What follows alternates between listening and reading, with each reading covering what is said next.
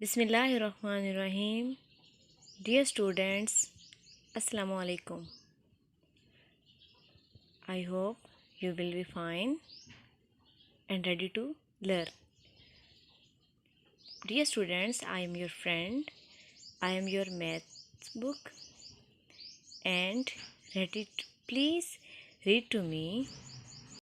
I will give you very important information and you will be enjoy. Now open your page number 4 and look at this page. Page number 4. Our topic is ordering numbers,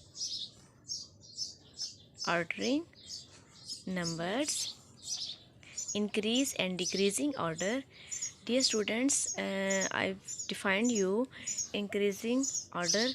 increasing order कौन से होते हैं?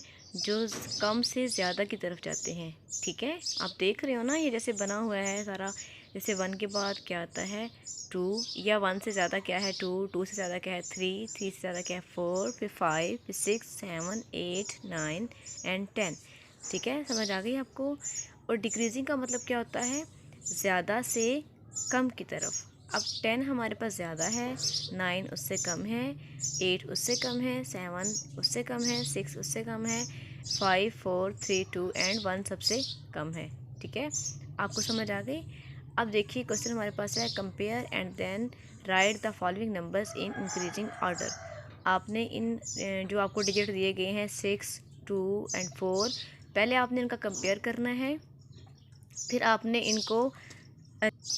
आपने इनको देखना है कि सबसे छोटा कौन सा है, फिर उससे बड़ा, फिर उससे बड़ा। ठीक है, फिर आपने राइट कर देना है।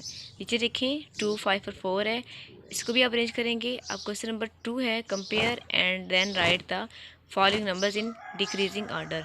मतलब पहले सबसे बड़ा, फिर उससे छोटा, फिर उससे छोटा। आप भी इनको भी अरेंज कर लेंगे और फिर राइट करेंगे। ठीक है, आप इस तरह राइट करेंगे। आपको नज़र आ रहा है कि पहले क्वेश्चन में पहले मैंने राइट किया है 2, 4, 6। ठीक है, 2, 4 एंड 6।